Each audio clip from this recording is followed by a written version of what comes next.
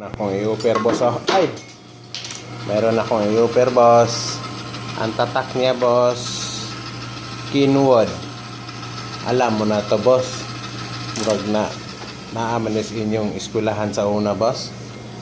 Agkatong imong schooling sa international school boss ba. Murag mao ni boss. Oh, isuga Kenwood ra.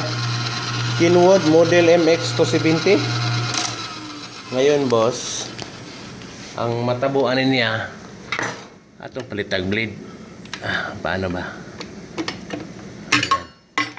Palitan na to siya blade boss. Offer ko sa iyo to. Gusto ko sana yung impact drills mo diyan Yan boss oh. Di bali magdagdag ako 100 real sa impact wrench. Gamitin ko sana yung impact wrench mo diyan, yung kasi minsan nag-aayos ako dito ng ganito boss oh. Ang hirap man ng kamay ko boss. Kailangan ko ng drill. Kaya ito.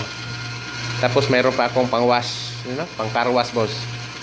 Yung ano yan? Catcher. Ito yung catcher boss ah. Kasi iniinitan ko yung ano mo dyan, yung range mo ba, yung makina mo na hindi mo naman ginagamit. Ako mo nang gamit yan, hiramin ko yan. Meron. Di ba? Ikaw na bahala dyan, boss. Di ba, boss? Ang tatak niya, boss, ay original siya. Tapos yung isa na yon, ang sabi kong ano, ang tawag nito. Yan, oh. Bali, dalawang machine, boss.